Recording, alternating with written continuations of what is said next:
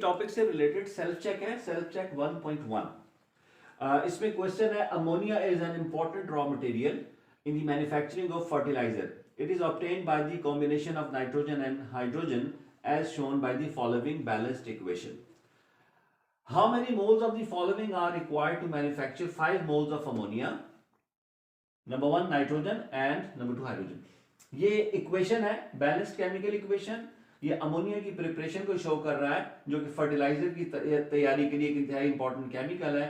It's a balanced chemical equation. Question में ये पूछ रहे हैं कि अगर आपके पास 5 मोल्स हो, 5 मोल्स तैयार करने हो अमोनिया के, तो बताइए नाइट्रोजन के कितने मोल्स आपको रिक्वायर्ड होंगे और हाइड्रोजन के कितने मोल्स आपको रिक्वायर्ड होंगे। तो वंस अगेन यहां भी वही मोल रेशियो का कांसेप्ट हम अप्लाई करेंगे। देखिए सॉल्यूशन में आ जाइए, तो गिवन हमारे पास क्या है 5 मोल्स ऑफ अमोनिया, जबकि डिजाइड क्या है मोल्स ऑफ नाइट्रोजन आपने फाइंड करने के। इस 5 मोल को प्रोड्यूस करने के लिए कितने मोल नाइट्रोजन चाहिए और हाइड्रोजन के कितने मोल हमें चाहिए होंगे। फॉर्मूला वही है, मोल्स ऑफ डिजाइड बराबर है moles of given multiply by coefficient of desired divided by coefficients of given.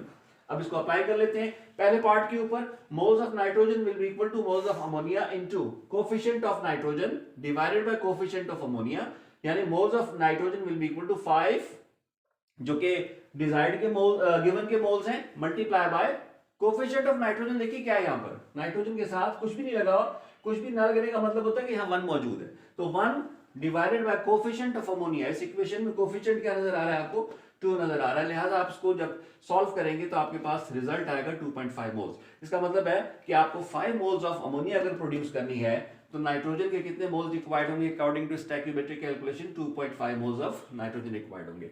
इसका दूसरा पार्ट है मोल्स ऑफ हाइड्रोजन आपने फाइंड करने।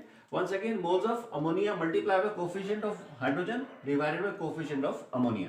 आप देख लीजिए मोल्स ऑफ हाइड्रोजन ये डिजाइड है is equal to moles of ammonia once again 5 ही होंगे multiply by coefficient of hydrogen. Equation में देखिएगा कोफिशिएंट ऑफ हाइड्रोजन कितना नजर आ रहा है 3, तो इस पे एहतियात के साथ कोफिशिएंट को आपने जो है वो पुट करना है। यहाँ 3 पुट कर देंगे, कोफिशिएंट ऑफ अमोनिया आपके पास 2 है, और इसी के साथ साथ जब आप इसको सॉल्व करेंगे तो आपके पास मोल्स ऑफ हाइड्रोजन आ जाएंगे 7.5। इसका मतलब है कि 5 मोल नाइट्रोजन अमोनिया की प्रिपरेशन के लिए you need 7.5 moles of hydrogen.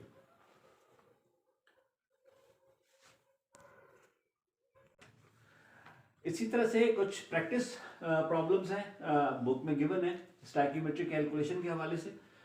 Example है 1.2, iron can be produced from iron ore Fe2O3 by reacting it with carbon monoxide. Carbon dioxide is produced in this reaction as by product. What mass of iron can be formed from 425 grams of ore. इसमें ये question है, ये question आपको given है Fe2O3 iron की ओर है। ओर कहते हैं उस सब्सटेंस को जिसमें से हम कोई मेटल एक्सट्रैक्ट करते हैं, तो Fe2O3 ओर है आयरन की, इसमें से आयरन को निकाला जाता है, कार्बन मोनोऑक्साइड के साथ इसको रिएक्ट करवाते हैं और इस ओर को रिड्यूस करके आयरन में कन्वर्ट कर देते हैं। ये आयरन मिल जाता है हमें और साथ में कार्बन मोनोऑक्साइड जो है वो कार्बन डाइऑक्साइड में कन्वर्ट हो जाता है। ये इसकी बैलेंस्ड केमिकल इक्वेशन है, ठीक है। अब सवाल में पूछा क्या गया है, पूछा ये गया कि अगर आपके पास 425 ग्राम Fe2O3 हो, अगर Fe2O3 425 ग्राम हो तो इसमें से आपको आयरन कितने ग्राम मिलेगा। सवाल पे गौर कीजिएगा, मैस गिवन है और मैस ही पूछा गया है, लेकिन आप ये बात याद रखिएगा हम जब कैलकुलेशंस करते हैं स्टोइकियोमेट्रिक कैलकुलेशंस में, तो हम मैस को पहले कन्वर्ट करते हैं मोल के अंदर और फिर मोल से हम कैलकुलेशंस करके फिर एंड पे दोबारा मोल को मैस पे कन्वर्ट कर देंगे। तो हमें सबसे पहले गिवन क्या चीज है 425 grams of Fe2O3।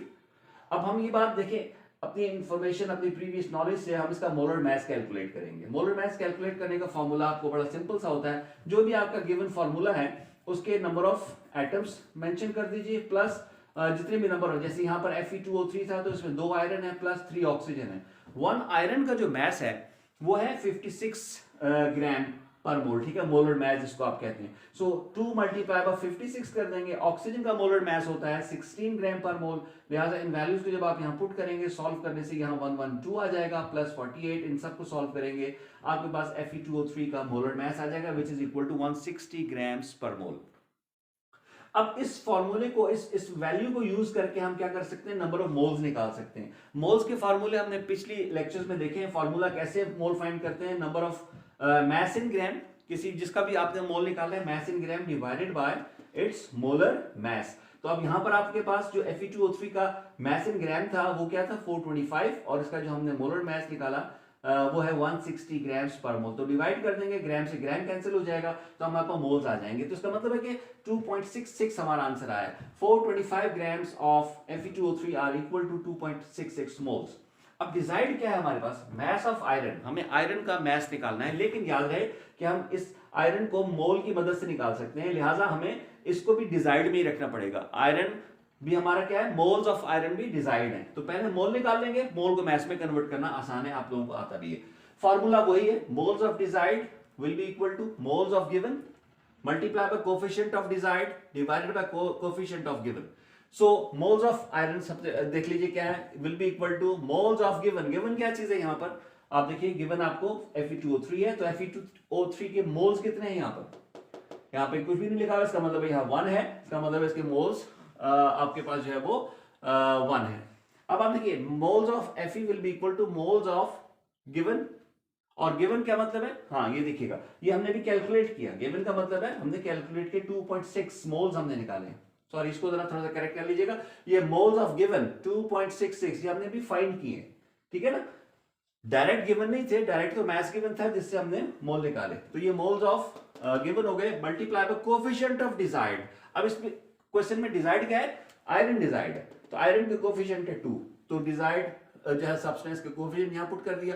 Coefficient of given यानी कि Fe2O3 का जो इक्वेशन के अंदर जो कोफिशिएंट गिवन है वो यहां पे देखिए क्या है, वो है 1, लिहाजा हम 1 को यहां पर पुट कर देंगे, इसको सॉल्व करेंगे, हमारे पास आ जाएगा मोल्स ऑफ आयरन हमारे पास आ गया 5.32 मोल्स। इसका मतलब ये हुआ कि if we react 425 grams of Fe2O3 then we can get 5.32 moles of iron out of it। अब ये जो मोल्स हैं इसको नेक्स्ट फाइनली चूंकि हमसे मैस पूछा गया था क्वेश्चन पे, हम इसको मैस में कन्वर्ट कर देते हैं। मैस ऑफ आयरन फार्मूला हमने पहले भी पढ़ रखा है, पता है हमें, moles of iron multiply by molar मास, इसे आप मल्टीप्लाई कर देंगे तो मैस ऑफ आयरन आपके पास आ जाएगा 5.32 मल्टीप्लाई बाय 56 ग्राम्स पर मोल। मोल से मोल कैंसिल, इसको सॉल्व करेंगे आपके पास आंसर आ जाएगा 297.92 ग्राम।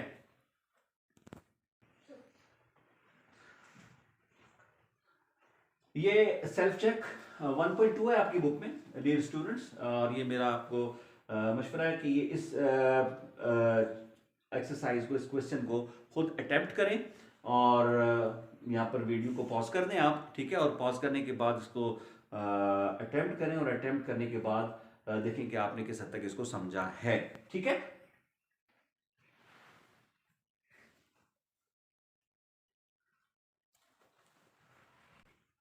चले, होपफुली आप लोगों ने इसको अटेम्प्ट कर लिया होगा। देखें इसका सोल्यूशन क्या है, क्वेश्चन में आपको जो है मैंने समझा दिया था पहले।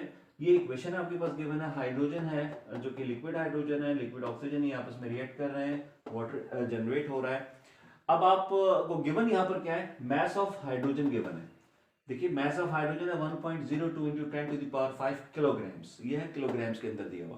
याद रखिएगा हमें इसको पहले क्या करना है, मोल में कन्वर्ट करना है, मैस को हमें मोल में कन्वर्ट करना होता है, और यहाँ पर ये मैस इन किलोग्राम है, लिहाजा इसको हमें पहले ग्राम में कन्वर्ट करना होगा, क्योंकि हमें मालूम है कि जो मोल का फार्मूला है उसमें मैस जो यूज होता है वो इन ग्राम यूज होता है।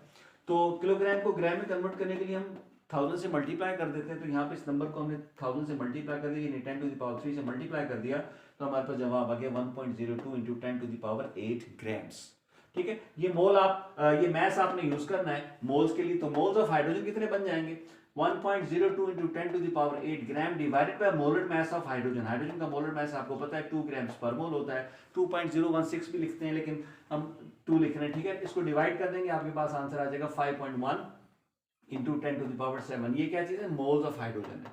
अब डिजाइड क्या है हमारे पास, डिजाइड है मैस ऑफ ऑक्सीजन फाइंड करना है, लेकिन यहां पर once again mass of oxygen हम डायरेक्ट फाइंड नहीं करेंगे, पहले number of moles of oxygen find करेंगे, फिर उसको हम मैस में कन्वर्ट करेंगे। फॉर्मूला वही है, मोल्स ऑफ डिजाइड बराबर है moles of given multiply by moles of coefficient of desired divided by coefficient of given, ठीक है। सो मोल्स ऑफ ऑक्सीजन किसके बराबर है, डिजाइड था, मोल्स ऑफ ऑक्सीजन, ये ऑक्सीजन डिजाइड है, it is equal to moles of given. Given moles कितने, 5.7 into 10 to the power 7, जो कि हमने अभी मोल्स निकाले हाइड्रोजन के। It should be multiplied by coefficient of desired, equation में आप देख लीजिए जो ऑक्सीजन है ये डिजाइड है, इसका कोफिशिएंट क्या है 1 है, 1 यहाँ पर पुट कर दिया, डिवाइडेड बाय हाइड्रोजन का कोफिशिएंट आप यहाँ देख सकते हैं 2 है, इसको आपने इसके साथ डिवाइड कर दिया, इसको हम सॉल्व करेंगे तो हमारे पास मोल्स ऑफ ऑक्सीजन आ जाएंगे 2.55 into 10 to the power 7 moles हैं ऑक्सीजन के। इस मोल को हमने मैस में कन्वर्ट करना है, मैस में कन्वर्ट करने का फॉर्मूला हमें मालूम है, number of moles should be multiplied by molar mass। तो ऑक्सीजन का मोलर मास है 32 ग्राम्स पर मोल, ये इसके कितने मोल्स आ गए, मोल से मोल कैंसिल कर देंगे हम, तो हमारे पास ग्राम्स आ गए 8.16 into 10 to the power 8 grams.